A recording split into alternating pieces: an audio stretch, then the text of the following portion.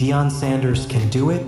USF opening spark speculation. Speculation has a way of circling Deion Sanders like weather over the Rockies, gathering slowly, forming quietly, and then suddenly becoming impossible to ignore. It happened at Jackson State. It happened during his first chaotic offseason in Boulder. And now, as Colorado limps through a bruising 3-8 season, the same question echoes through message boards, radio shows, and national columns. Could Coach Prime actually leave Colorado? The latest ripple of noise began innocently enough, with the University of South Florida unexpectedly entering the coaching market. But when USF opens, when a program in the heart of Sanders' home state suddenly needs a leader, the rumor mill doesn't wait for facts. It feeds on possibility. The timing, of course, makes the conversation louder. Colorado had just absorbed a lopsided 42-17 loss to Arizona State, their fourth straight defeat and a painful reminder of how far the Buffaloes still have to climb. What was supposed to be Sanders' momentum year, the season where roster flips and portal hauls would begin to show returns, has instead become a stretch of frustration, inconsistency, and cold reality. His record now sits at 16-20 in Boulder, and while the future remains promising in theory, the present looks as muddy as ever. Fans who filled Folsom Field with belief in year one are wrestling with a quieter, more complicated emotion now. Patience is harder when losses pile up. Doubt grows faster than depth charts. Even as athletic director Rick George continues to insist that Sanders' job is secure and his vision intact, the noise from the outside world grows unavoidable. It doesn't take much, one coaching vacancy in Florida, one speculative national column, for the whispers to turn into questions. And Florida always complicates things. Sanders has never hidden his heart for the Sunshine State. Born in Fort Myers, forged at Florida State, connected deeply to the culture, talent, and swagger of Southern football. He has made it clear for years that Florida is home in every sense of the word. His best recruiting pipelines run through Miami, Tampa, Orlando, and the rural pockets that produce generational speed. Even before he took the Colorado job, he reportedly flirted with the USF opening, giving fans in Tampa a taste of what might have been. The idea of Sanders leading a Florida-based program, swimming in local talent, wrapped in a climate and culture that already fit him, has been an irresistible hypothetical for years.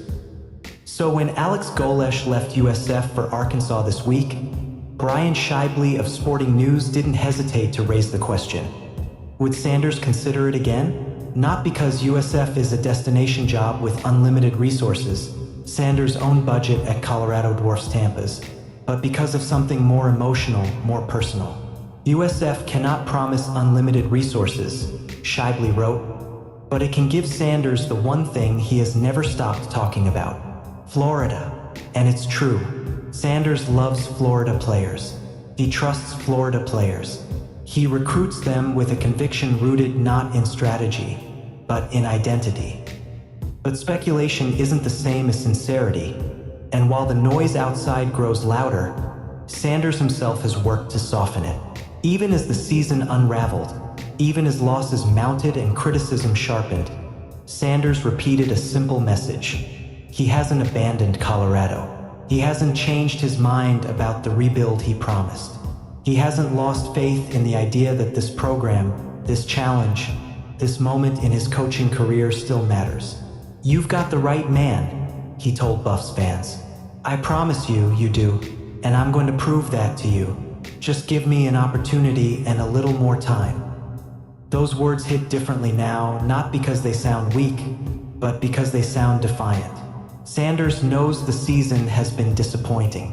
He knows injuries, misfires in the transfer portal, and inconsistency at quarterback have put the Buffaloes in a hole they cannot climb out of this year. He knows the frustration.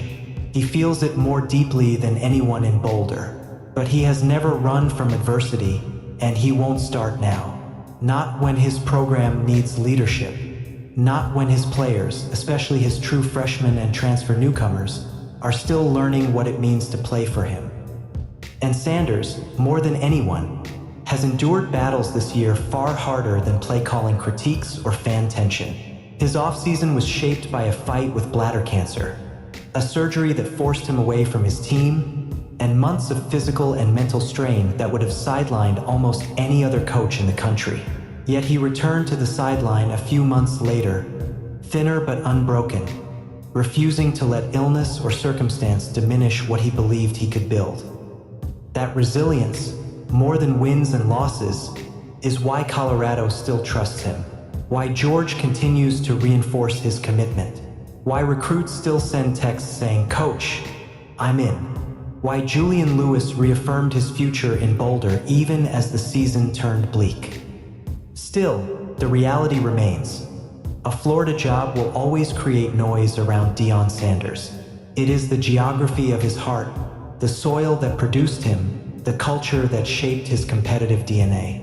When a school within that world opens its doors, curiosity becomes inevitable. But curiosity is not commitment, and interest is not intention. For now, Sanders remains fully embedded at Colorado, preparing his team for a season finale against Kansas State, looking to close a difficult season with clarity rather than chaos. His buyout is massive. His contract runs through 2029. His family has settled. His son Shiloh is still in Boulder. His quarterback of the future, Julian Lewis, is locked in. And Sanders himself says he wants to finish what he started. Speculation may continue, but until Sanders chooses differently, Colorado remains his home, and his mission remains unchanged. Yet the whispers keep tugging because they come from a place deeper than doubt. They come from history. College football has long been shaped by coaches who bolt the moment a better fit, better budget, or better region presents itself. Fans have seen it too often. They know loyalty is rare and stability is fragile. And when a coach possesses the charisma, brand power, and recruiting reach of Deion Sanders, the fear of losing him becomes amplified in every down year, every losing streak, every unexpected opening somewhere else. Colorado fans aren't just listening to Florida chatter. They're bracing against their own anxiety that the architect of their hope could be pulled away before the foundation is even set. The irony is that Sanders himself often talks about calling, not convenience. He frames coaching not as a job, but as a purpose, a mission to elevate young men, especially those who come from places like he did. That's why the portal remains attractive to him. That's why he never apologizes for building fast instead of slow. And that's why, despite the temptation of returning south, he seems determined to finish what he started in Boulder. Sanders thrives on challenges that require transformation, and there is no harder transformation in major college football right now than the one Colorado demands. And maybe that's exactly why he stays, because his legacy has always been intertwined with doing the improbable. He wasn't supposed to be the two-sport icon who thrived in both MLB and the NFL. He wasn't supposed to succeed as a coach without paying decades of dues or climbing through anonymous assistant jobs. He wasn't supposed to turn Jackson State into a nationally relevant program. But he did.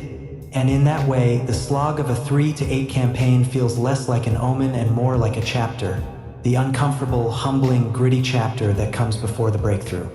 Behind the scenes, Sanders has been honest about his misses. He acknowledges he struck out in the portal this season. He admits the roster construction didn't align with the demands of Power 5 depth. He understands that expectations skyrocketed faster than infrastructure. But one thing he does not hide from is accountability. "I missed," he said calmly this week. Not "we missed, I missed." That level of ownership has resonated inside the building, even if the results have not. Players see the transparency. Recruits see the commitment. Staffers see the work ethic. And most importantly, recruits for 2026, the group Sanders says will be the foundation of the next era. See a coach who still believes in the plan. That plan now includes a stronger push for high school talent, a more selective approach with transfers, and a clearer vision for stability at quarterback after the carousel of the season. The redshirting of Julian Lewis is part of that. Keeping continuity in the core is part of that. Fortifying both lines of scrimmage is at the center of that. Sanders has never been blind to the program's needs. He has simply believed he could accelerate fixes faster than traditional timelines. This season taught him that not every problem can be solved with speed. Some require patience. Some require growth. Some require painful learning.